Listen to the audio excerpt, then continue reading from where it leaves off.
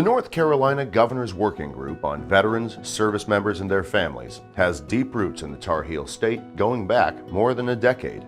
Today, it offers a home for the dozens of groups in the state focused on improving veterans' lives and provides a canopy of relief for hundreds of thousands of North Carolina vets.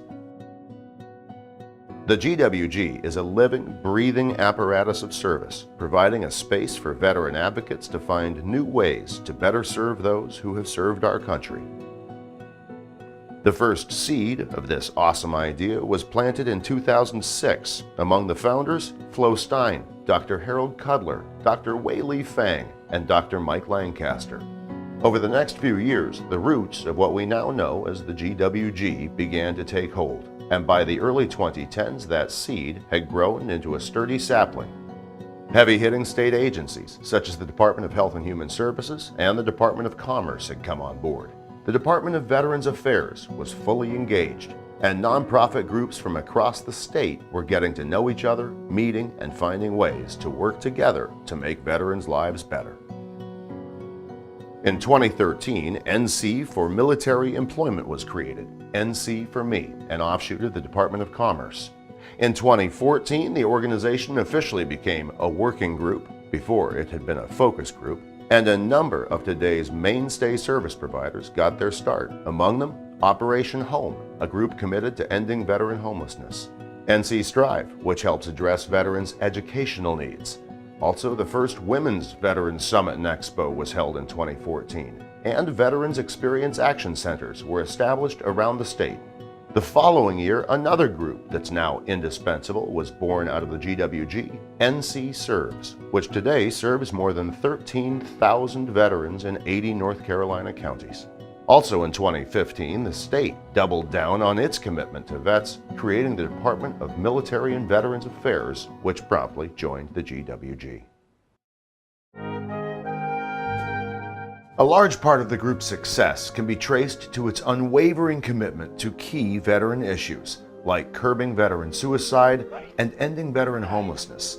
Those critical missions were at the core of the seed planted in 2006 and remain central today.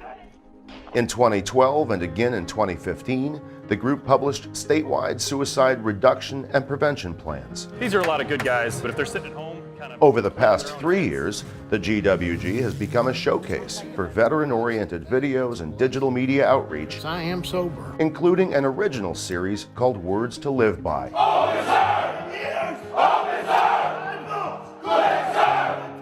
Battle-hardened veterans speaking directly to other vets, encouraging strength and resilience. Today, the GWG meets once a month to highlight pressing veteran issues, explore new solutions to veteran problems and challenges, and build relationships that turn ideas into action. Representatives from dozens of groups across the state make the monthly trek to Raleigh for the 2-hour meeting. Many more watch online. Each meeting is streamed live, offers closed captioning, and allows for viewer engagement. New ideas like the Governor's Challenge are introduced and given space to grow. Ideas like helpncvets.org are showcased and offered up to the group. Help NC Vets does just what it says, helps veterans and their families get connected to services in the state and connect with each other. Because of these and other efforts, veteran homelessness has turned a corner over the past decade. The veteran suicide rate in North Carolina is significantly lower than the national veteran suicide rate, and the Tar Heel State has boasted one of the lowest veteran suicide rates in the Southeast for the past several years. From its humble, passionate beginnings, the GWG has grown into a mighty tree of veteran support, and it's only getting stronger. Every year, the ground in which it's rooted gets richer and its branches grow longer. New fruits of service spring up, and more relief finds its way to North Carolina veterans and their families. The North Carolina Governor's Working Group can and should be a model for how to meet that mission around the country.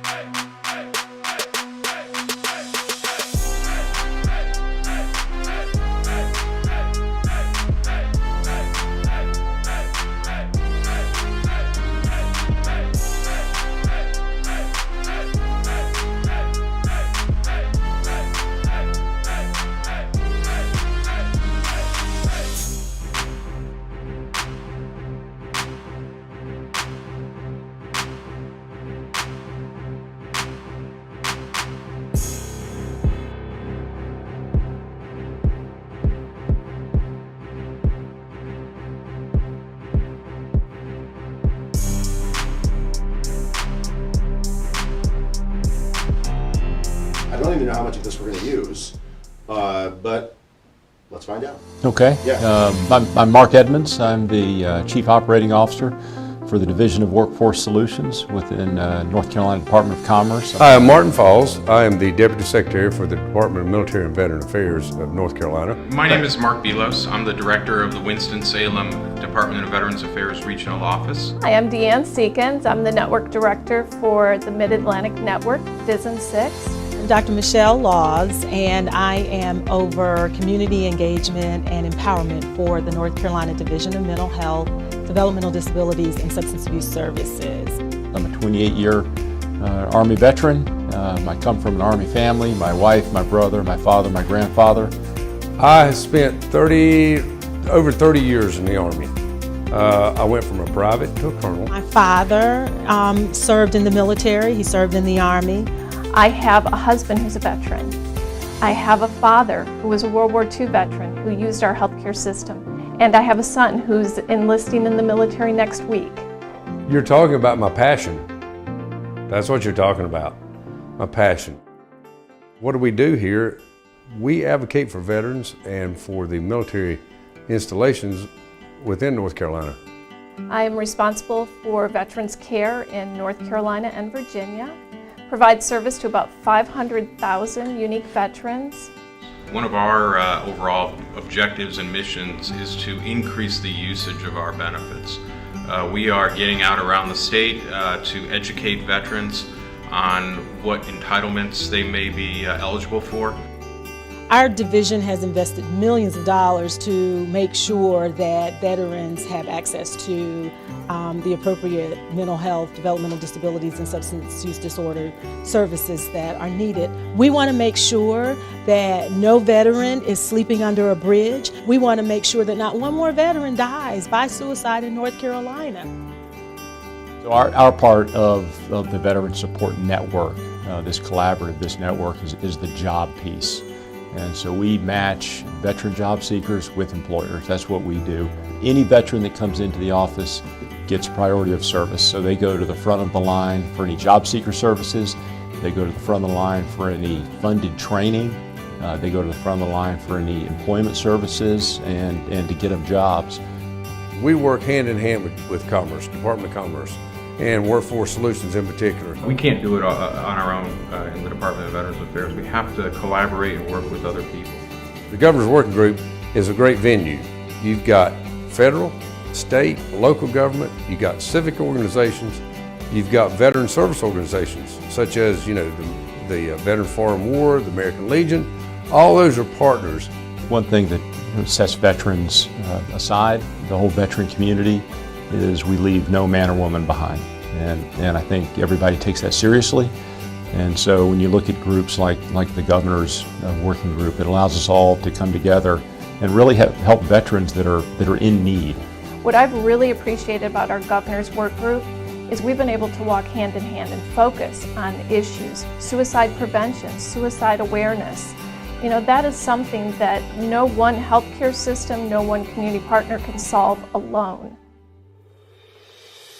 It's really exciting. Sometimes being with the organization I've been with for so long, you get used to doing things the same way.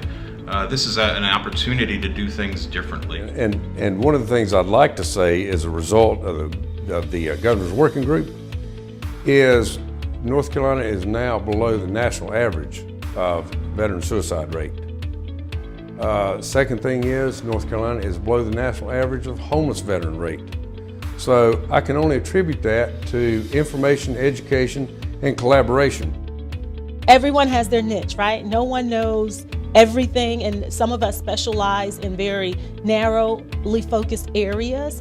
And we believe that if we can pull all of these resources together and this expertise together through sharing of information through the North Carolina Governor's Working Group, sharing information, letting people know across the state what programs and services exist, then that's really key. That's critical.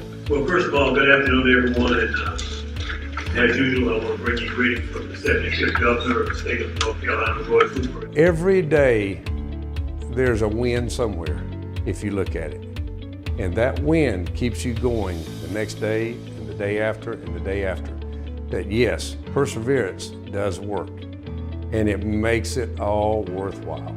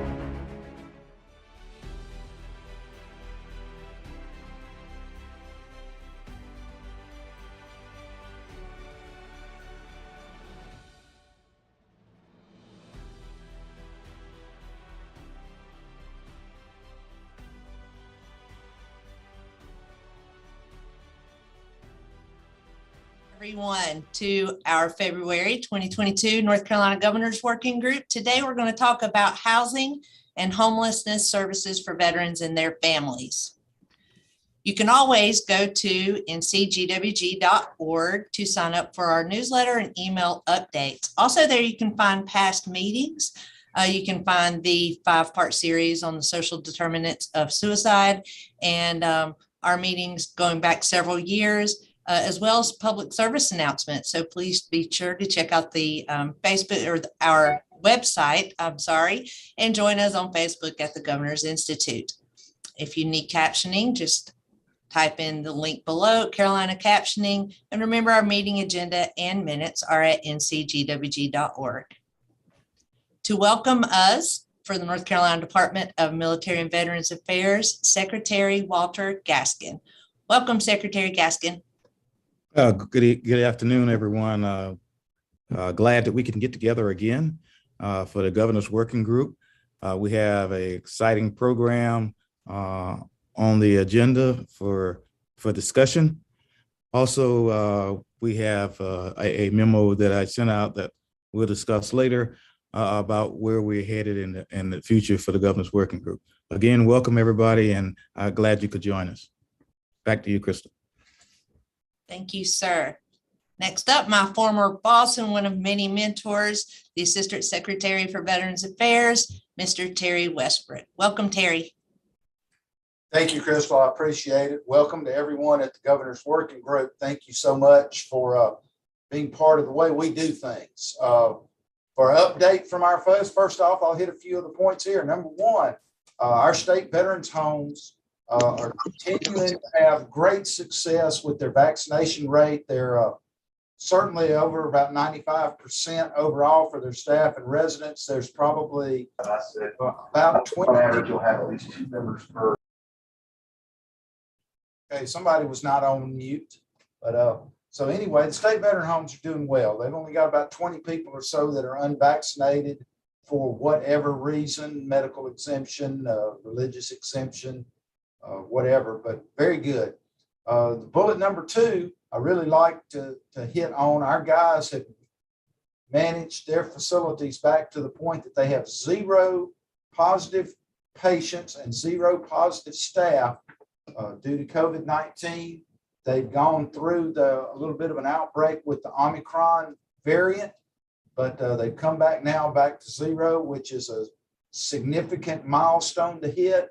It's one of the things that the DHHS here in the state have recognized and have started to actually try to partner with us to figure out what kind of efforts we've put into this to be able to keep our numbers so low compared to everybody else's. Veterans Experience Action Centers. As you note here, they've been renamed to Veteran Benefits Live. The next one's coming up in Cary. We've talked about that. Big deal. The Chief of Staff of the United States Veterans Administration is going to be attending there on the first day of the event. Her name is Tanya Bradsher. We're looking forward to having the VA in the house and showing them how we conduct these events. The VA is conducting a lot of these Veteran Experience Action Centers virtually. They're doing it all over the United States. They've completed 13 of them now, I think, and they're working on number 14 and 15. And we want to kind of demonstrate to them the benefit of doing them live and in person versus virtually. And perhaps we'll be moving forward on that even more than North Carolina currently does. The next piece of information, North Carolina Veterans Council, as you folks may or may not know, is a consortium of all of the veteran service organizations that are chartered that have chapters in the state of North Carolina, either as a state department or individual chapters. They have about 25 member organizations of their council. They meet about quarterly. They're very focused on the legislative agenda for veterans benefits at the state level. So they'll be meeting fairly soon to get together a presentation they plan to make to the General Assembly during the short session on various events that they want to try to get some legislative traction with. Coming up, the completion of the Kernersville State Veterans Home. We have a home, as you guys know, that is being constructed in Kernersville. It is right across the street from the Novant Hospital in Kernersville. It's right next door to the VA's healthcare center. It's going to be a 120-bed facility. They're very close to being through with construction now. Once they get through with construction and go through a final inspection process, they'll be issued their certificate of occupancy, and we will start moving towards accepting residents at that time. We're probably a couple of months or so from doing that. Maybe somewhere in May, we'll actually start receiving and putting residents in the home. We already have a fairly significant waiting list of people that want to go in there. So as soon as we can get our staff in place to admit them, we will be admitting them pretty quick. And we'll probably have 50 or so people admitted at least before the end of the year, maybe even sooner than that. So more to follow on that, but that's a very exciting project for us. This update on multiple construction projects. We're finishing up a renovation and a roof replacement at our home in Salisbury. We're finishing up a roof replacement at our home in Kinston. We're working on some upgrades to a couple of our cemeteries. And we have a long list of state construction office projects that we're putting in place to update all these other homes. Talk about the headquarters on the legislative agenda. This is very standard operating procedure for us. We're doing a lot of work here at the headquarters to get ready for our presentation and to present the budget requirements we have for the department during the short session. Last thing on this slide, the Veteran Affairs Commission is a governor-appointed commission that oversees operations of the Department of Military and Veteran Affairs and works as an advisor to Secretary Gaskin about issues. Commissioners are from all over the state. They're veterans. We have been doing those meetings virtually for the last couple of years, but we are trying to work back towards a live submission of that meeting. But I will, as I said, we'll publish a link to it and let everybody get it that wants to. Fewer takeaways, a couple of things. As we continue to go forward, the Omicron and the Delta and all the other variants of COVID-19 are something that we continually react to. We're working now to make sure everybody can come back to the office and work in person as much as practical.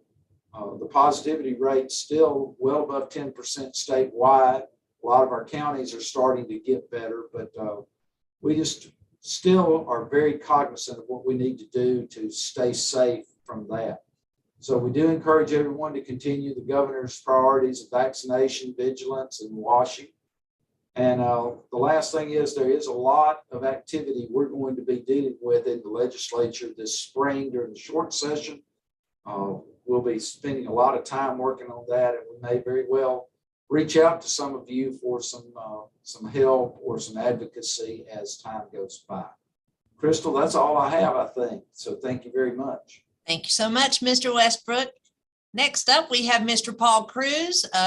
Mr. Cruz is joining us for the first time on live Governor's Working Group as the new Executive Director of VA's Mid-Atlantic Healthcare Network.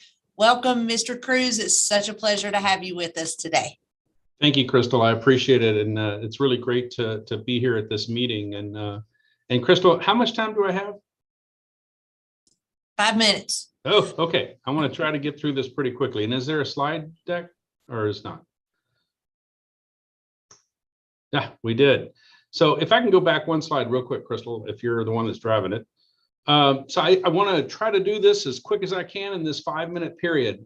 One thing is I want you to know that you will hear more about this as time goes on, but I want to make you guys aware of a program that's out or what's actually happening. It's called the Asset and Infrastructure Review for the Department of Veteran Affairs. Next slide. And I want to be quick, so somebody keep me on point here. So what this is actually a requirement from the Mission Act, and I'll talk about this a little bit later, but that we actually do an infrastructure review. You know, as many of y'all know, if you use our services, we are the largest and oldest integrated healthcare system in the nation. And those pictures show exactly where some of our facilities came from. Some still look like that. We have roots in the Civil War, and we've just kind of gone through time. And it's been a long time since we've really looked back to see what it is we need to do to improve services to our veterans and make sure that we can continue to deliver and evolve as time changes and as our veterans change as well. What we want to do, though, is make sure that as we look at ourselves is that we make sure that we invest in our employees as the number one of our assets, along with our veterans, and making sure that our veterans have the care that they need, and that we're optimizing our delivery systems to ensure that those veterans have the current services they need and future services. Next slide. So what's happened? The Mission Act of 2018 established a requirement for the Veterans Health Administration that we perform a periodic market assessment every 4 years to look at ourselves, and that we also requires that the VA Infrastructure and Review Commission be established in 2022 this year. And that commission is a bipartisan commission that will look at the recommendations that come out of our assessments. So what has happened so far? The VA has just recently completed its healthcare assessments across all of the markets across the nation. And it's taken a little bit of time to do that, but late last year we got it, it was completed. It is a 10,000-page report with over 1,700 recommendations that have now been forwarded to the Secretary of the VA. Our next step is to actually have it reviewed, have those recommendations reviewed by this AIR Commission, which I said is a bipartisan commission.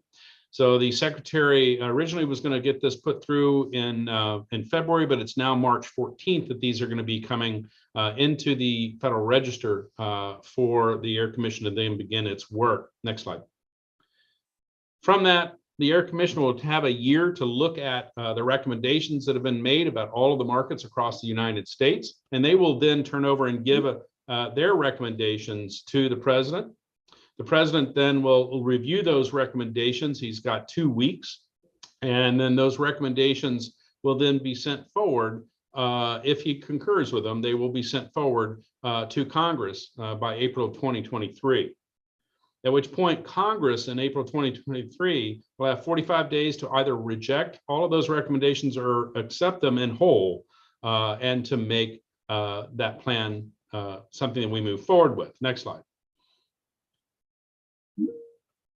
Okay, and so then we get to the step 6 is where if Congress does, so if it makes it through the AIR Commission, makes it past the President, makes it into Congress, the Congress votes, if they vote up on it, then it will come back to the VA for the VA to develop an implementation plan which as we look at that, it could be anywhere 10 years or beyond before any actions will start. Next slide. So this is just a timeline just to kind of show you what we've been doing. We're now at step 4 with this in the Department of Veteran Affairs. Now we hand this over, as we said, to the Air Commission, President, Congress, and VA. Next slide. So why are we doing all this? You heard me mention a lot of this earlier. We need to make sure that we have a sustainable path for the VA to make sure that we can provide the world-class care that we do provide. Things have changed. When a lot of these hospitals were built, they were built back in the 30s, and some were built in the 50s, are the oldest. They were not today necessarily in the right place for where our veterans live.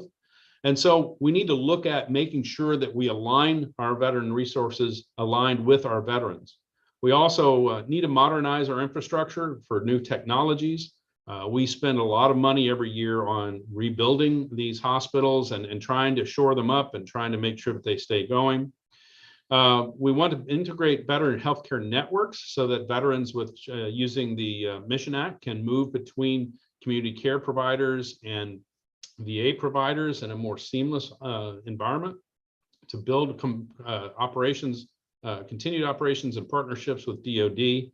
And of course, making sure that we have our academic affiliations, as we're the #1 training organization for doctors in the country. Next slide. So why are we doing it now? Why is this all happening? Well, it's because of the Mission Act that was signed into law back in 2018. It aligns with the President's Build Better plan. And as I talked to you about, we are in definite need. Right now, across the nation, on average, our hospitals are over 58 years old. And that is the mean. We have many that are much, much older than that. I just came from one that was over 70 years old. So we definitely have to get some new infrastructure built. The average age of a hospital in the private sector is running at about less than 25 years of age. Our veteran population is all evolved over time. And of course, the pandemic has kind of given us new insight of how we need to be flexible to give care. Time check and next slide. So, and go ahead and go to the next slide. So one of the things in looking at this, the market assessments, which will become public on March 14th, is that the NOVA group, which is a group that did these market assessments for the VA, went out and looked at the demand for care through all of our integrated networks, looked at access times, what are the delays, what are the problems. They listened to veterans. We looked at the impact on the mission and making sure that we were able to provide education, research, and emergency preparedness as we were required to by our mission. Wanted to make sure that the quality of care was there for our veterans. It's important that our veterans have access to high quality services where they can get highly specialized care in their regions. So we need to make sure that that's available to them. We also need to make sure it's the most cost-effective way to provide care for veterans. I can tell you just from my experience here when I was at the Durham VA, we spent over $50 million a year just keeping the building running and the infrastructure going. And that's money that we're not spending on building new structures or providing care to our veterans. So it's very, very costly. So we also need to just make sure that we have a sustainable system for the years to come in the way that we provide care. Next slide, please. So I want you to know that there are over 1,700 recommendations that will be made public on March 14th, and we'll be able to talk a lot more about that in the Federal Register. And these recommendations only represent the start of a process, not the end. So there are some places across the country where there are recommendations that some hospitals be shuttered. There are some places where it may be there's no more inpatient care. There are other places where it's totally brand new hospitals. So a lot of different recommendations have been put forward after looking at all the data, listening to veterans, and listening to community partners and getting feedback. So I want to make sure that when you hear this, that you're not thinking, oh my God, the VA is going to shutter things, it's going to be terrible. No, this is actually us taking a stab at making sure that we are providing care in state-of-the-art facilities, that we're moving forward and not staying back in our legacy 1930s and 1950s buildings. Any changes will be years away. So we've still got a long way if this makes it through Congress. Somewhere, in some cases, it could be up to 20 years away. The Secretary McDonough has been very upfront about wanting to make sure that we have transparency. We're making sure that we roll this out to our employees, make sure that our veteran service organizations, our stakeholders are made aware of this, as well as veteran service organizations and all the different groups that we represent here on the Governor's Working Group. And so we'll be reaching out here pretty soon to also talk to our congressional representatives from across the nation to let them know what's going on. The Air Commission will then begin making this more public and having talking sessions and listening sessions with every market, to my knowledge, every market in the nation. Next slide. So just really want to just hit home here that, you know, veterans are always at the very center of what we're doing. What we're doing is trying to ensure that we're able to sustain and not stay back in the legacy structures. Recommendations are being made to make the most up-to-date services in future generations. We also know that the recommendations are going to the Air Commission. They represent the start of it, not the end of it. These are not final. So when you hear these recommendations, they have to go through several approval processes. As we said, infrastructure changes that may come will be over 20 years away in some cases. Most of them will be probably 10, it's a range of 10 to 20 years. And we will remain transparent with this. This is why I wanted to bring it to the Governor's Working Group to let you guys know about this Air Commission. And then my goal is to come back later and I'll talk to you when I'm authorized to. Of course, there's a strategic communications plan here to talk to you more about what does this impact mean for the future in North Carolina. So that is it. You can go ahead and, Crystal, you can cut off the slide presentation. I just wanted to, I'm sorry to throw that in there, but I wanted to get this to you guys and take up my time to do that. So I appreciate it very much. Give me the time here. Appreciate it. Thank you so much, Mr. Cruz. It's good news. I know that our veterans are excited, especially in Eastern and Western North Carolina. We hope to see this stretch to each end of our state, and I know in Virginia as well. Right. Next up, we have Miss Renee Rader. She is the Interim Deputy Director and Chief of Operations, the Interim Consumer and Stakeholder Engagement Lead for the Division of Mental Health, Developmental Disabilities, and Substance Abuse Services for the Department of Health and Human Services. That is a mouthful. Ms. Rader, we are so glad to have you and welcome. Well, thank you for that welcome. So first, I would just like to say I am thrilled to be here and happy to be talking to you all today. Wanted to let you know about some leadership changes that we've had at the Division of Mental Health, which is why I am a new face to this group. So I think most of you know that Deepa Vula has been selected as our permanent director within the Division of Mental Health. We have had Dr. Michelle Laws, who I believe had been attending these meetings previously. She has left the division and I am filling in her place temporarily until we hire a full-time assistant director for stakeholder engagement. The other big change that we've had is that Jeff Smith, who was our Veterans Services Liaison, has left the Division of Mental Health and has moved on to bigger and better things. And while we are happy to see him grow, we are really disappointed with the space that has left behind. In the meantime, we have one of our most senior longstanding staff members, Suzanne Thompson, who is making sure that the work continues. She's helping with planning for next year. She is making sure contracts and everything is in place and ready to go so that nothing falls between the cracks until we can fill that position again. In terms of other updates, I only have a couple today. I would say that the behavioral health IDD tailored plan work continues. So that is the transformation from the LME-MCO system to behavioral health IDD tailored plans. The launch date for that has been moved from July 2022 to December 2022 to allow for implementation activities and readiness activities. We want to make sure that we are supporting that transition to the fullest extent possible. The other thing that we have going on right now is our work around the 988 Suicide Prevention Lifeline. In July 2022, 988 988 will become the national 3-digit dialing code for the National Suicide Prevention Lifeline, and it'll replace the current lifeline, which is the 1-800-273-TALK number. North Carolina has been awarded the National Suicide Prevention Lifeline state planning grant. So we have been using those dollars to help with our implementation efforts. We have a 988 planning coalition with over 70 stakeholders. If you're interested in participating in that, let me know. We can get you hooked up.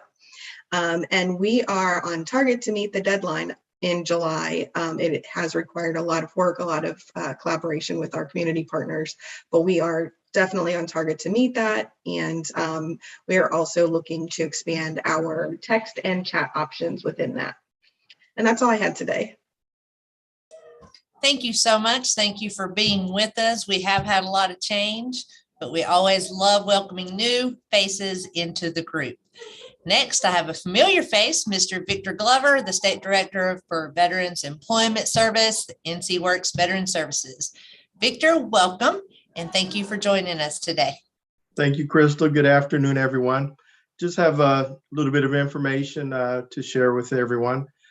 Some of our milestones for 2022 have been exceeded and wanted to share those with you. So far in 2022, we've posted 2,572 new job announcements. Why does that make us so excited? Well, last year at this time, we only had 557. We were rebounding from COVID, working with the employers and various groups across the state of North Carolina. So we're back on our game and things are looking great. For all of 2021, there were a little over 24,000 jobs that were announced and posted on the NC Works website. So we have rebounded.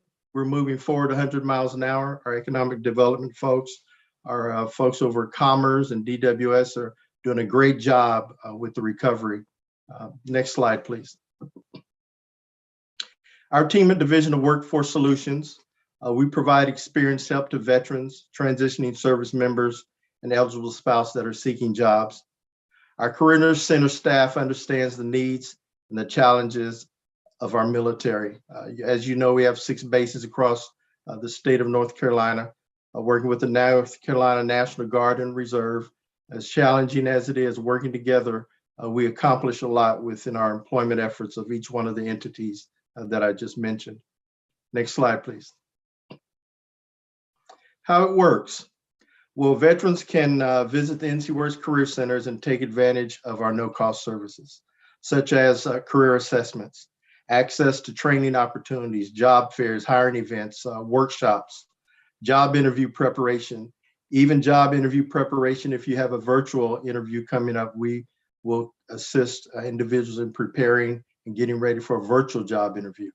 Resume and cover letter assistance, access to computers and free internet, and help applying for federal employment and training programs in which veterans receive priority of service.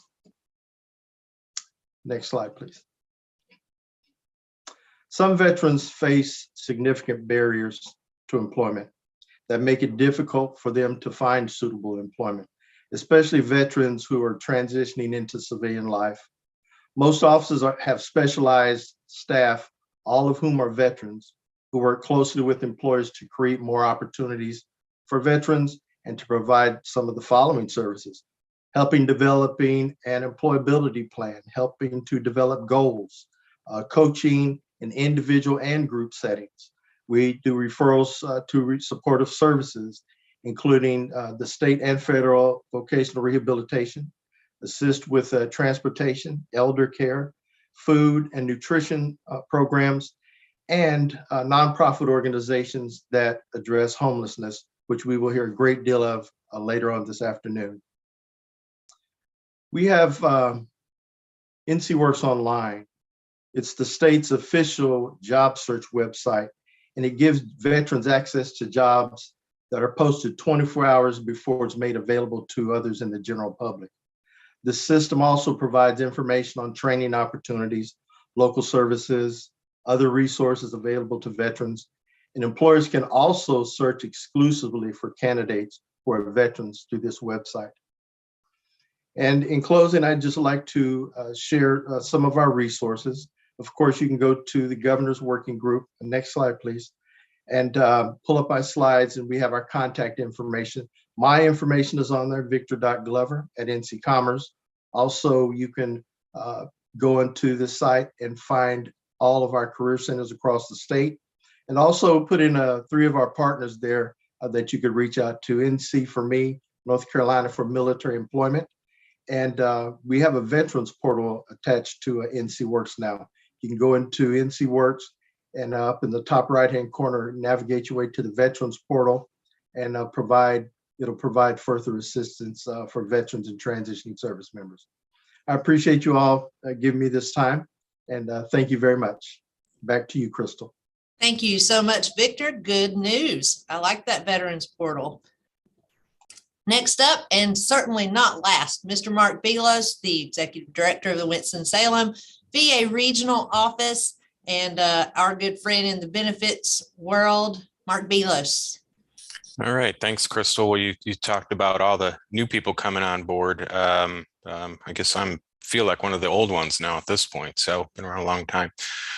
Okay, let's get started. Good afternoon, everybody. It's great to see you this month and give you a few updates. We want to talk about our Vera appointment scheduler. We're currently at the regional office and some of our out-based sites at Camp Lejeune and Fort Bragg. We are open to the public, but we are also seeing folks through an appointment system called Vera. This has changed for those of you that may have went into request an appointment in the past. Last month, we changed over to this new system, so it may look a little different. We encourage you to make sure that you put your phone number on there. We are calling 100% of the folks that make an appointment so that we can attempt to help you over the telephone. And we find that in 60 to 65% of the cases, we're able to help you over the telephone. And you never really even need to venture out into the regional office. So you can see the link there, or go to our webpage and you can make an appointment to be seen. No wait. Next topic is return to the office. Ever since the pandemic really started to ramp up, for lack of a better word, back in March of 2020, the majority of our folks have been working at home. Starting on March 14th, we are going to be transitioning back to working in the brick and mortar building that is out there.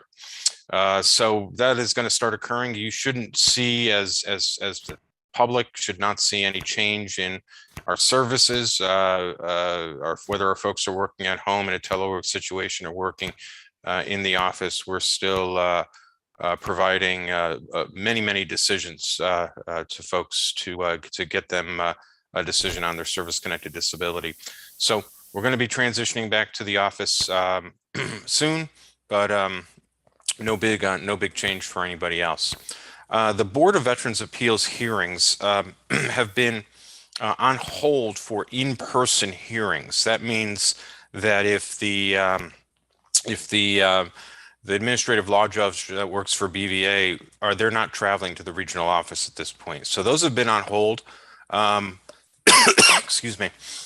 And but the BVA is still doing virtual and video hearings. So if you have an in-person hearing scheduled, I encourage you all to look to switch over to a virtual or a video hearing, and we'll take care of you.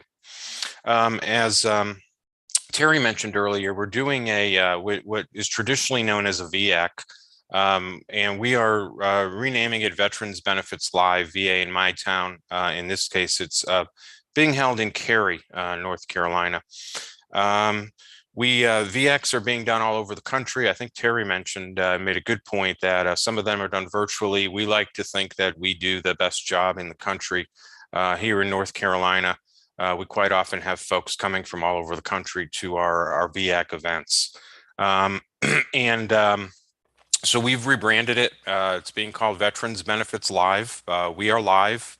Your benefits are being taken care of live, as well as other things. And it's VA in My Town. We're not sitting in our brick and mortar building waiting for you to come to us. We're coming to you, and we will be in Cary March 17th, 18th, and 19th, and you can see the address on the slide.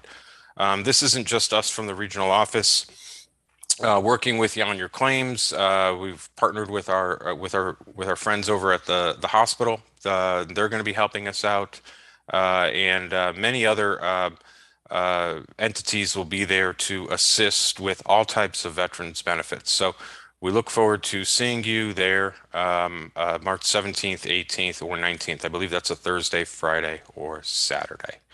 So next slide, Crystal. So just a few takeaways. The scheduler appointment, make an appointment if you want to come and see us. We'll be in Cary live at the Herb Young Community Center. And we continue to be open to the public. We've been open to the public since October of 2020. So while some folks think we're closed, we have been open. As of right now, at this moment, you still are required to wear a mask if you're going into VA space. And nothing has changed as of this moment, but that could happen. That could happen down the road. So I think that's all that I have, Crystal. So much. We would agree here in the veteran service world that North Carolina does have the absolute best way to put on a VAC, and now under the new name of VA in my town. I look forward to those this year. I look forward to be able to do those. So over the last couple of years, so much has changed. And we've talked about people coming back to work. We've heard a lot about the new normal. And if any of you are just joining us for the first time and you wonder why we do the co-chair updates, so just think about it. We've got the Department of Military and Veterans Affairs. We have the Winston-Salem VA Regional Benefits Office. We have Business 6 covering healthcare. We have Workforce Solutions talking about employment. We have DHHS talking about behavioral health care. These are all very important aspects of helping our veterans, our service members, veterans, and their families in living their best lives. So that's why we do what we do. That's why today we are going to have a panel of experts talking about housing and homelessness services for veterans and their families. And first up is going to be Mr. Troy Hirschberger. Each of these individuals will do their presentation and stick around with us at the end because we will have an open panel and question and answer period. So Troy Hirschberger is with the Community and Veteran Outreach Liaison for NC Housing Finance Agency. Troy, welcome, and we thank you for being with us today. Thank you, Crystal. I appreciate that introduction. I guess first up, on technology-wise, can you hear me okay? You bet. Perfect. Well, again, thank you. There's a lot of folks, names I recognize, faces that are wonderful to see again. To those folks, hello again, and it is always a pleasure to continue to work with you. For those that may not know, like Crystal said, I'm Troy Hirschberger with the North Carolina Housing Finance Agency. We are a self-supporting public agency with a simple mission. It's to create affordable housing opportunities for North Carolinians whose needs are not met by the market. I want to talk to you today about two housing plans from the American Rescue Plan. First one, I might give you a little bit of overview on, and I'd love to get some comments. We've got a survey set up. This is kind of the public interest section of things as we begin to set this up. The second one is up and running to help folks with foreclosure if they're experiencing a pandemic-related hardship. First one I mentioned, what is Home American Rescue Plan? Well, it's quite simple. It was authorized $5 billion to help communities across the country address homelessness and affordable housing. It's got a wide range of flexible use, but it is focused in that area. A little bit about how the money came to us. Thank you for that next slide. So the list you see are what is known as entitlement communities. That just means that a direct amount of funding went to those communities. And most of these folks, or all of these folks, are going to be setting up their own variation of this program to help people specifically in their area. What I want to focus on here is the non-entitlement section. That is the section of funding that our agency, the 65.6 million, is looking to spread out through the rest of North Carolina for those folks that aren't listed here. We may have a little bit of overlap here and there as the programs get set up and intercoordinate with each other, but that should give you a brief overview of how it's divvied up and what our agency is going to be responsible for.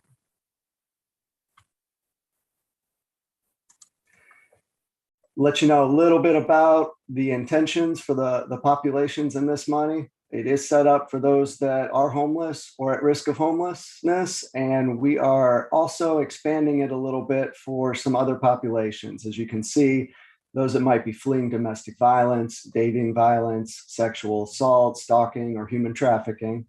And then the other populations outside of that are families requiring just services or housing assistance to prevent that homelessness that isn't a typical thought that most people are having a problem with as far as what is making them about to be homeless or currently homeless.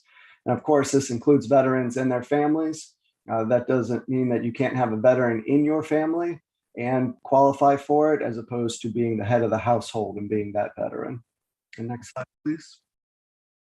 So eligible activities, as you can see, tenant-based rental assistance, supportive services, homeless prevention services, housing counseling. It's a wide swatch of what we are trying to work with and uncover for getting the word out there and making sure we're working with people all across North Carolina.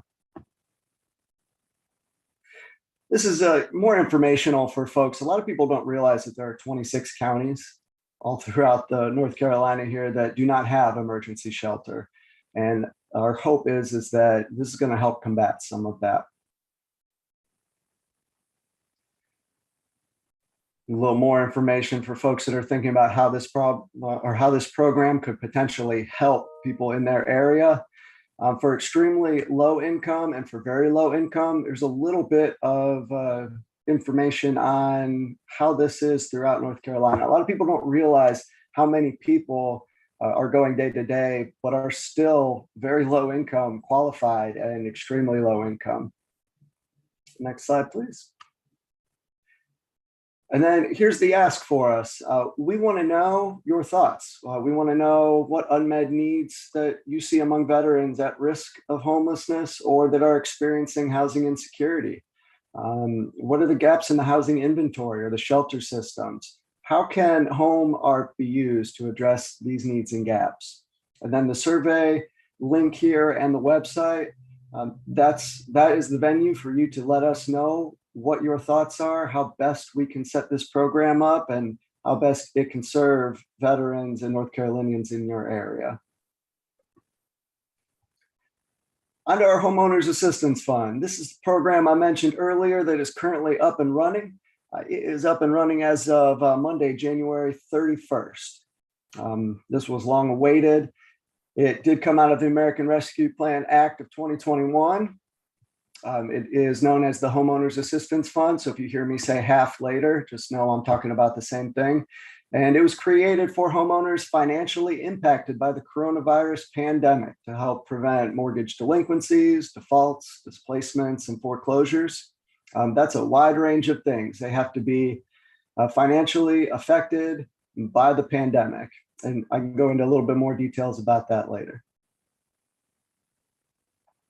For eligible homeowners, again, that financial need must be related to the primary residence, and that home does have to be in North Carolina. They have to be experiencing a financial hardship due to that pandemic, but it can have occurred on or after January 21st, going all the way back to 2020. That can be a couple different examples here: a job loss, a business closure, reduction in hours or pay, even difficulty obtaining new employment after a job loss. Does work towards death of a spouse or co-borrower, any increased expenses, including healthcare or costs for caring for a family member. That can also include children. Costs increased for a lot of people due to school closures and quarantine where they couldn't be dropped off at daycare and things of that nature. So eligible households have incomes that are equal to or less than 150% of the area median income. There's a link here for folks to go to see if they qualify. The caveat I want to give you with that, when you go to that, if for some reason you think that individual you're trying to help does not qualify, please put them through the application process. Nobody on this panel, none of the chairs, no one listening in, myself included, we don't get to say yes or no to a veteran who is coming in for assistance. That's what the application process is for. We can give them the overview of information on how it works, but we really do want them to go through the process and hear definitively that, yes, this is for you and it is going to be able to assist you, or no, this one is not set up. We need to look at some other options and how we can assist.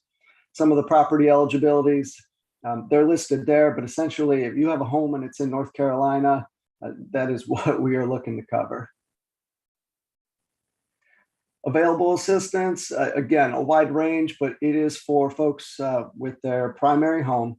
It's available for mortgage reinstatement to catch them up on late payments and bring them current. That's first and second mortgages, and also other housing related costs that you could be foreclosed on. That's going to include things like homeowners insurance, mortgage insurance, HOA dues, different things like that, because as a lot of people are finding, if you don't pay your HOA dues, they can foreclose on you for it.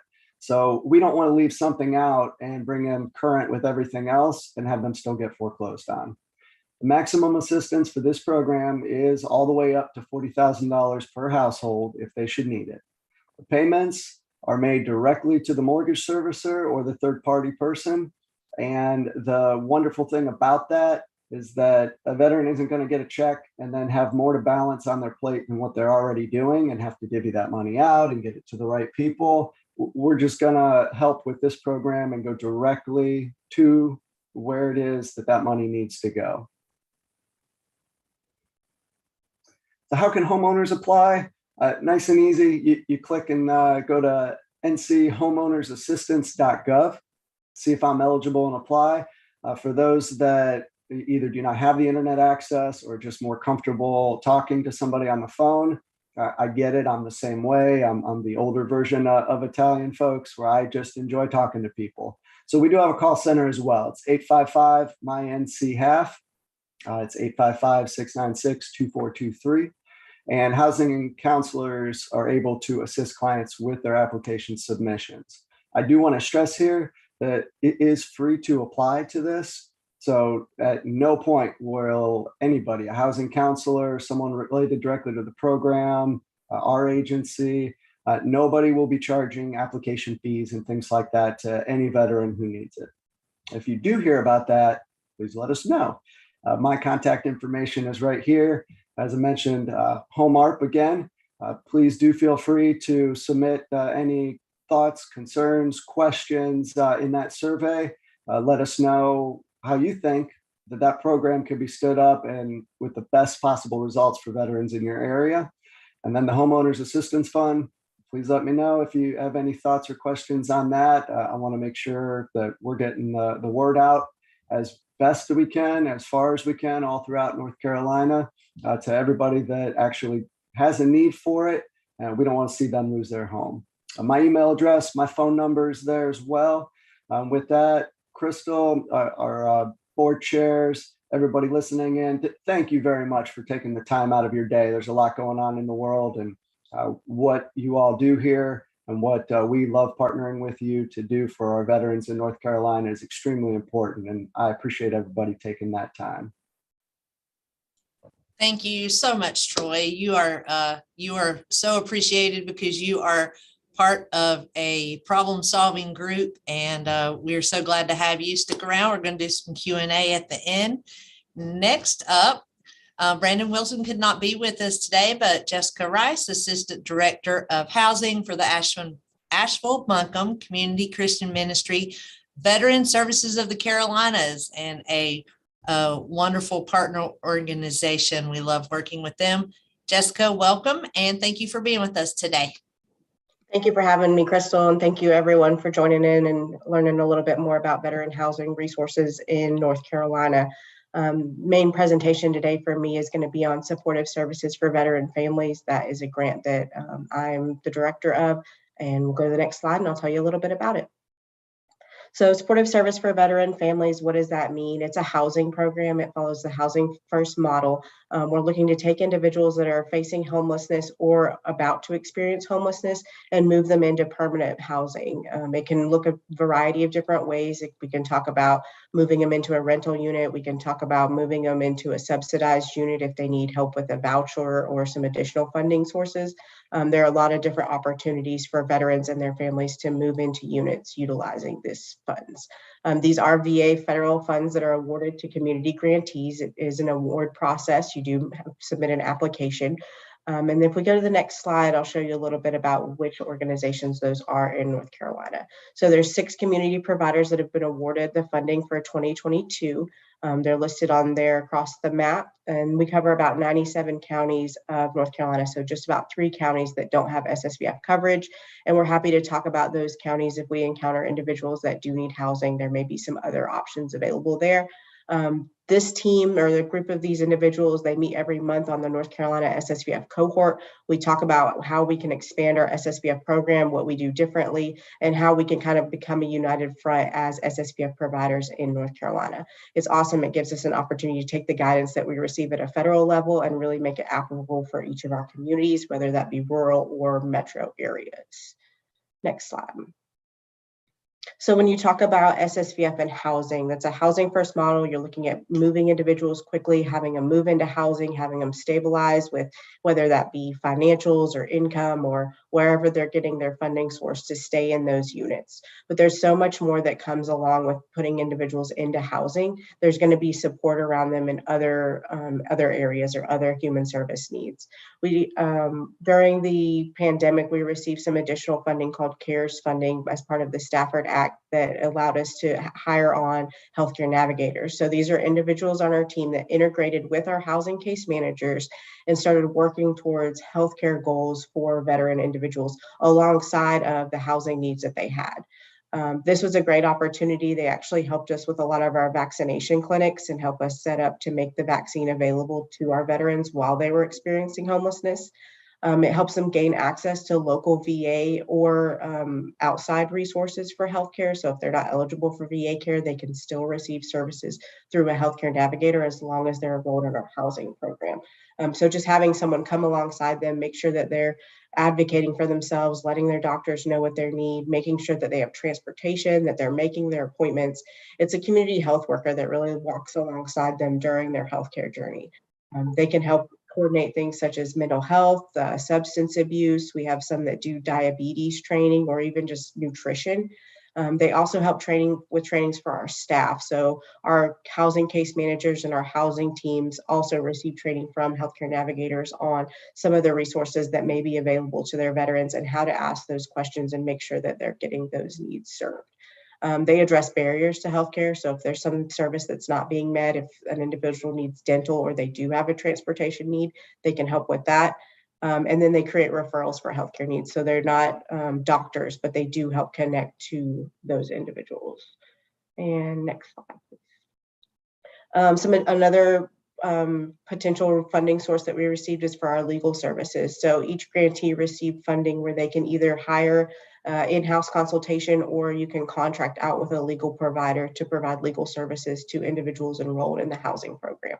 This has been huge because it's designed to help address a lot of the barriers that we're seeing, especially eviction. So with the moratorium and all of the funding that came with that, and all those individuals that had high needs as far as receiving evictions and then, owing $5,000, $10,000, $15,000, those are going to stay on their record for quite some time. And where do you go from here as far as housing support for them? So having the legal consultation on board and on your team is going to be huge. And that's another wraparound resource that we can provide through SSVF. It can help pay for those court filing costs. It can help with staff education and training. So we're continuing to support our housing case managers and housing team and providing them the information they need to help clients make those decisions on their housing journey as it pertains to legal. So we're excited to start that up. Every single grantee received funding for that. And like I said, that how they choose to contract or use that in-house is going to be determined by them. But legal services is something that absolutely can be provided. Next slide, please. And then the newest one, the newest source of funding that we have for our housing program is going to be shallow subsidy. So we received an additional 24 months of funding that can be used in conjunction with our regular supportive services for veteran families grant. So we have the funding on the beginning of their service with us, where we'll move them into housing, we'll help them with a few months of rent, we'll help them with utilities, we'll help them with all their deposits and really help them get sustained into housing. But then in the next few months, we're going to work towards self-sustainability. So working with that individual to increase their income, working with that individual so that they can afford their housing and afford all their bills and utilize their income efficiently. So when that happens, they might be eligible, or it might be something to look at to move them into our shallow subsidy program. So that is a program where we can pay a portion of their rent for up to 24 months. We're super excited for this because it's not something that we've had historically. Normal SSVF program ends in about the 6 to 9 month period, depending on their income. Shallow subsidy doesn't have any income guidelines as far as once they're placed in shallow subsidy, they can increase their income as much as they need to. So you can have individuals that are, you know, over the 50% AMI that HUD allows for the regular SSVF program and still be receiving the services from shallow subsidy. So it doesn't give them a disadvantage for them to go to work and make more money. And that'll be in conjunction with a lot of our employments programs. We also run a homeless veteran reintegration program where we help them get a job, we help them get training for a better job, and then we help them move into a career field. That's an 18-month program, so coinciding with this 24-month housing program is going to be something huge, and we're excited to see the outcome of those two programs working together. And next slide. Two other programs or two other residential facilities that I need to mention on this call and make sure that everyone is aware of is our grant per diem program. So these are VA funded contract beds that we have in a men's facility in Asheville, North Carolina. It's called the Veterans Restoration Quarters. That's 250 beds, 158 of those are those contract beds. And we take individuals from all across the state to move into those. It is a shelter situation, and it is for those homeless individuals or those facing homelessness. But I'll give you the link and the number to call in case you want to get anyone connected to those resources. We also are so fortunate that we were able to open Transformation Village. That is our women's facility. It actually opened during the pandemic. It is for females and children. It has a great program as far as schooling in the bottom basement. It has mental health and substance abuse areas. So we're excited to be able to uplift this program. That's a 90-bed facility, and then 15 of those are slated directly for grant per diem for veterans. Next slide. And as Crystal had mentioned, my director, Brandon Wilson, he was not able to be with us today. He's actually working on some grant writing, and hopefully you guys all know how that goes and how time consuming that is. He is a part of the housing subcommittee for the governor's working group, and he just wanted to let you know that he's excited about that work that's going to be done in North Carolina. He's working with the SSVF cohort to make sure that all those individuals are at the table as we start building those key performance indicators. And we're going to begin to present on those monthly. And we're also interested in incorporating our grant per diem and some of our other VA and veteran homeless programs into that. So if you know of anyone that is interested in being in that housing subcommittee, please reach out to him via this website or at the phone number. We're looking to start that up within the next month or so. So excited for good things from that committee as well. And I will turn it back over to you, Ms. Crystal. Thank you so much. Thank you so much. If you have a lot of problems that need to be solved, surround yourself with smart people. That's what I've done. Jessica, we appreciate you so much. I appreciate not only your partnership in helping to solve these problems, but your friendship as well. So thank you for being with us. Crystal. Next up, we have Deborah Lee, the regional coordinator for the VHA HUD VASH program, and Brian Sangetti, who is the coordinator for Vision 6 homeless and suicide prevention programs. I've had the pleasure of working with Brian on the Governor's Challenge to Prevent Suicide for a couple of years now. We're so glad to have you both. Welcome to the Governor's Working Group. Thank you so much, Crystal. I'm going to do a mic check. Can you hear me? Yes, sir. You're coming through loud and clear. All right. Deb asked to step out for another meeting, so I'm going to let her introduce herself before she leaves. Looks like Deb might have already left, so I'm going to go ahead and do both sections. So first slide, please. All right. So the VA specialized programs for homeless veterans serve hundreds of thousands of homeless and at-risk veterans each year across the country. Independently and in collaboration with federal and community partners, VA programs provide veterans with housing solutions, employment opportunities, healthcare, justice, and re-entry related services. Across the country, in FY 2021, over 100,254 veterans were outreached. 11,000 of those received case management. There were 153 stand downs. I know in some areas, because of the prevalence of COVID, some of the stand downs did not occur, but across the country, there were over 100. Over 30,000 veterans were served during these stand downs. We also have across the country over 3,800 operational beds. In North Carolina alone, we have about 68 veterans in healthcare for homeless veterans, community emergency residential services. Next slide, please.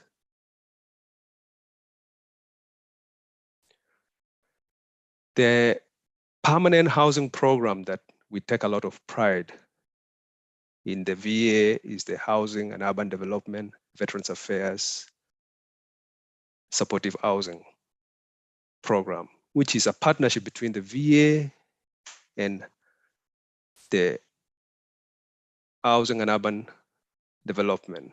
It's a very unique program that supports eligible homeless veterans with housing choice rental vouchers through the public housing authorities, and the VA provides the case management component. And the idea is to support veterans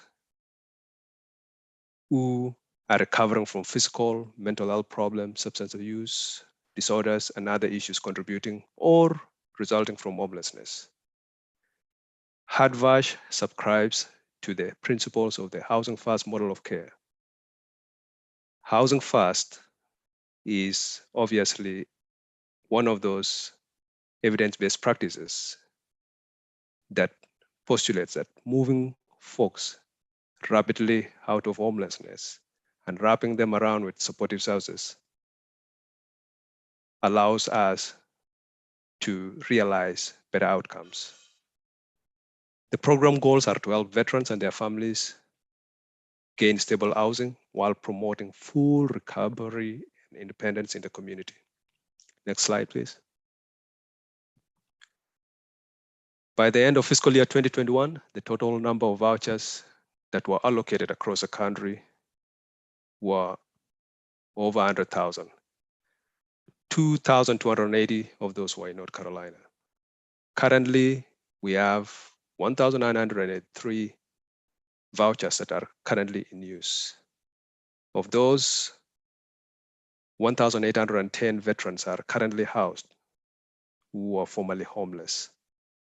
We have 144 veterans who are in the process of seeking housing, and 29 of those are undergoing validation through the Housing Authority. At this moment, we have about 297 available vouchers for use. Of course, that varies anytime we house a veteran, or maybe a veteran graduates and gets into their own housing. The next program we have at the VA is the Grand Per Diem program. This is typically considered transitional housing, and the idea is to help veterans move rapidly out of homelessness and work towards permanent housing. VA awards grants to community-based agencies to create these programs and offer them per diem payments. The Grand Per Diem funded programs offer communities a way to help veterans by providing housing and other services. At the same time, assist VA medical centers to augment the care they are providing.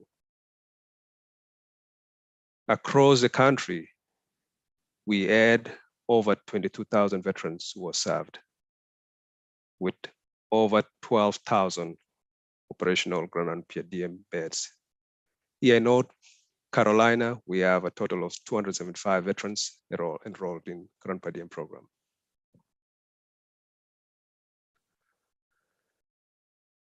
The Healthcare for Reentry Veterans program is a program that's designed to address the needs of veterans who are incarcerated and in the process of coming back to the community.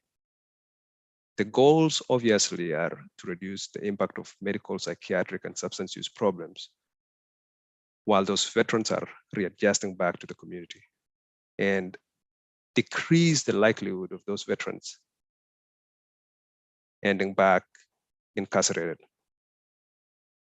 By the end of FY 2021, there were 38 veterans.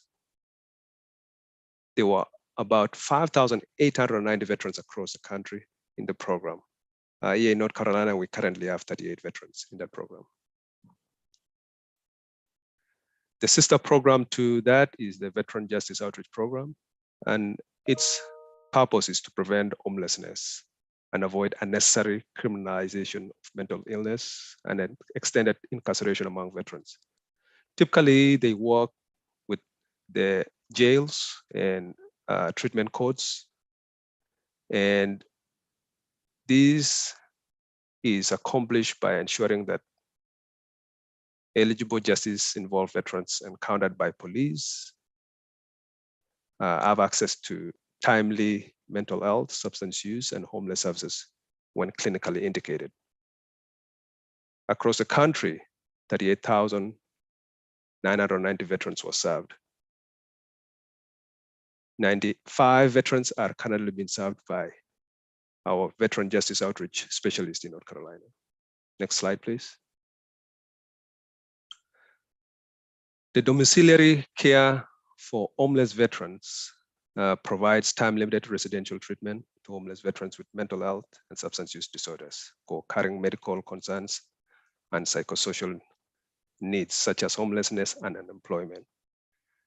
Since we cover Virginia and North Carolina, one of our biggest dorms is located in Hampton, Virginia, and that program also accepts veterans who are outside their catchment area and psychosocial. So they can have veterans from North Carolina utilizing that resource.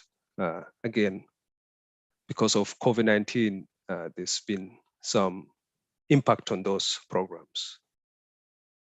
Next slide, please. The homeless patient-aligned care teams are basically coordinated medical homes tailored to homeless veterans' needs. They are typically comprised of a primary care provider, a nurse, a social worker, and a homeless program staff. And the idea is linking those veterans who are experiencing homelessness to healthcare by going to where those veterans are.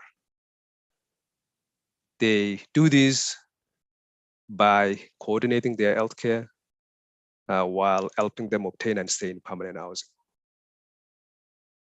By the end of FY 2021, there were 57 HPACs active across the country, with 87 providers that served 17,260 veterans. We have a couple of HPACs here in North Carolina. One is in Durham. And we always look for opportunities to expand those programs. Next slide, please. The Homeless Veterans Community Employment Services Program obviously is geared towards helping veterans gain employment. The specialists who work in these programs provide direct assistance to veterans and work closely with community partners and employers to connect veterans with what is the most appropriate, least restrictive community-based services, leading to competitive employment. By the end of FY 2021, 56% of veterans served in current per diem programs were employed at exit, and 49% of veterans in Hardvash were employed thanks to this additional support. Next slide.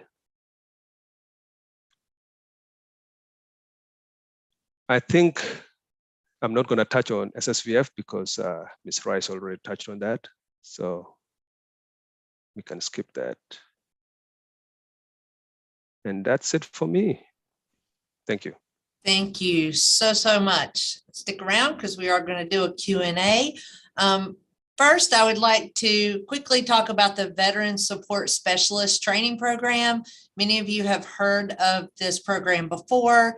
It is for those who have services for veterans who want to learn more about veterans and their families. If you are interested in being a part of the Veteran Support Specialist Training, there is a group that will meet in Raleigh on March the 11th.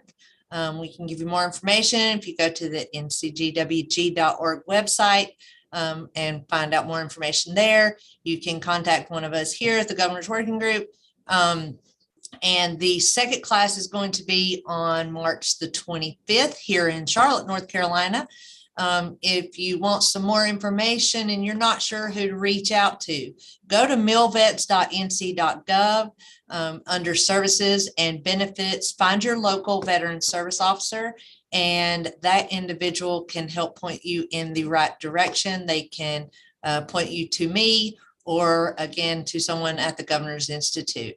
So again, Veteran Support Specialist Training Program back, and it is going to be in person March the 11th in Raleigh and March the 25th in Charlotte. Thank you so much for allowing me to talk about that today, you all. And we will now begin our Q&A session. If you have any questions, please ask them on Facebook and we will get them. But until then, I'll ask for our presenters to turn their cameras back on. And I have some questions for you. So I just mentioned the veteran service officers that are located across the state. If I'm a veteran service officer in one of those 26 counties that do not have emergency shelters, Troy, what do those individuals do? What are they to do when they have a homeless veteran and we're in one of those 26 counties that do not have an emergency shelter? Thank you, Crystal. The first thing I do is reach out. This is just me personally, but if I were them, I would reach out to my immediate network that they're already working close with. If there is something that is related to foreclosure, by all means, we need to see if we can get them through to the HAF program to get them the assistance they need to stay in their home. But if you're talking about already homeless and needing to move forward, just because there's no shelter in one of those 26 counties you're talking about doesn't mean there's not options. So there's HUD-approved counseling agencies, and there are groups, the different groups that are going through. Sorry, they're escaping my memory at the moment, but there are the continuum of cares. Thank you. You want to start out and make sure you reach out to them in their areas. They're based on population, so they're going to go through. Some are 1 county, some are 15 counties, but they're there to help and get the ball rolling and make sure we're getting folks out of that situation of being homeless. Thank you so much for that. So in an answer to everyone who's listening, if you have a veteran who is already homeless, please reach out. If you don't know where to reach out to, start with your local VSO and tell them that Crystal Miller on the Governor's Working Group said they would know where to find help for them. Jessica, the next question's for you. I'm a veteran and meet basic eligibility criteria. How do I get into one of the SSVF programs? Do I have to go through the VA in order to be referred? Perfect. So no, you do not have to go through the VA in order to be referred. So this was funding dollars that was given to community partners for just that reason. We didn't want individual veterans to think that they weren't eligible for VA care, so they weren't eligible for housing support. So that is part of the design of that. You can reach out to your local VA organizations and they'll probably guide you in the direction of an SSVF provider. There's also a va.gov SSVF website that lists all the grantees and those ones listed on the map that I'd also sent out. There is also an NC Serves connection of resource center for veterans. That 855-962-8387 number will get you to any of those across the state. But yeah, there's plenty of open doors for individuals to get into those programs, and just a general Google search of SSVF will get you there as well. Thank you so very much. Brian, I have a question for you. How do I qualify for the HCRV program? And does every jail or prison have someone from the VA to work with their incarcerated veterans? Excellent question. The first step is identifying where the veteran is located, because each medical center has a specialist and they cover certain areas. So the first thing is reach out to the medical center, because we have employees, of course, there's turnover, but the best way is reach the medical center facilities and ask for the homeless program, and they will connect you with the right person, and they will come to the prison you are in, and then they will start the process. Currently, there are facilities or prisons that are more engaged than others, and we are constantly doing more outreach. So the best way is contact the local VA that covers that region. Thank you so much. I know with COVID, it was hard to get in some of those places. I know we still have limited access to the local incarcerated veterans here in Mecklenburg County.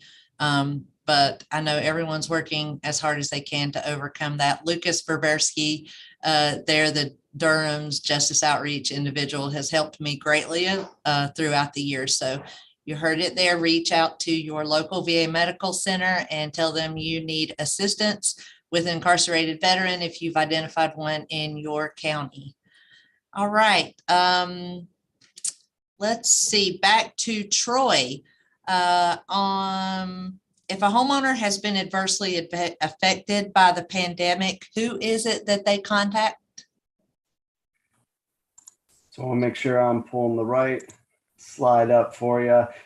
There are a few different things. They can always go to our website and talk to a housing counseling agency. It'll give them a broader overview of what is available in their area. They can reach out to them through 211, or they can go through our website for avoiding foreclosure, and they can find the link there. That'll put them specifically both the address and the phone number for one closest to them. But if they have been adversely affected due to the pandemic and they are looking at or about to be in foreclosure or currently going through it, they do want to reach out to the nchomeownerassistance.gov, and they can also reach out to the call center. That's 855-696-2423. And again, I just want to remind everyone, all of this information will be at NCGWG under the videos, presentations. You can find this entire PowerPoint there. All right, another question for Brian. If I qualify for a HUD-VASH voucher, can I stay in the county I'm currently living in? Is there an opportunity for veterans to stay in their community? I know sometimes veterans have had to move. So we strive to support veterans in their communities. And the challenge is sometimes the public housing authority that has the vouchers might not cover the county that the veteran would prefer to reside in. But we do the best we can to educate the public housing authorities, work together and see if that voucher can be ported, meaning it can be sent to the nearest public housing authority, even though they might not be participating in HUD-VASH, and then they'll be able to be supported. So it's an extra step, but we do the best we can to ensure that we support the veterans to reside in their place of choice. Thank you so much. Do you all have any questions for each other before we close up today? We have done very well to end early. Do you have any questions for each other? I just want to say thank you both for taking the time and sharing everything. It's important information, and I'm glad to be able to kind of take my notes down. I'm sure other people are taking their specific ones. I guess I'll take this opportunity to mention that there is the Life Center in Butner who can help homeless veterans with substance abuse issues. I think there's 100 beds there, and I want to say 20 of those are slotted for female veterans. So just remember that the Life Center is available if you have a veteran who might meet that eligibility there. Just go on Google on the Life Center at Butner, and that will pop up for you. It's very near the Durham VA Medical Center as well. Jessica, do you have any final thoughts for us? Not a whole lot. I just want to thank everyone for listening to the resources available to veterans in your area. And know that there's no wrong door as far as no bad referral. Get those individuals to the services that they need. And I'm sure Brian and Troy can both vouch that, you know, if an individual comes their way, we're happy to work together to make referrals for that individual. So thank you. That is another thing I can attest to. This state is linked together.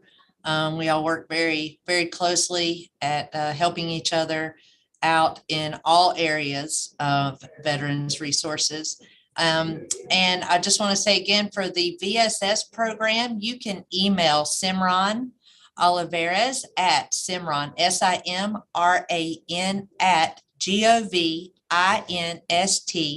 @govinst.org. If you have any questions or would require any more information for the Veteran Support Specialist program. And let's see, Secretary Gaskin, I thought you may want to close out. I see Terry Westbrook popping back into the picture. Terry, do you have a final word for us today?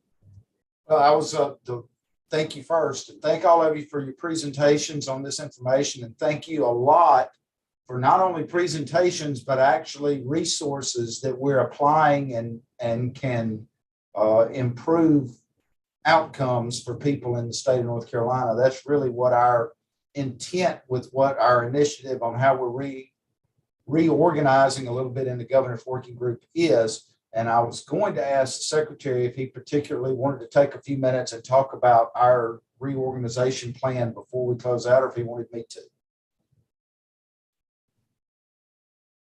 Terry, what I wanted to do is wait until we finished and everybody had a chance to answer all the questions. But I do would ask that the members of the group stay on for a minute so we can actually talk about that without detaining our guests.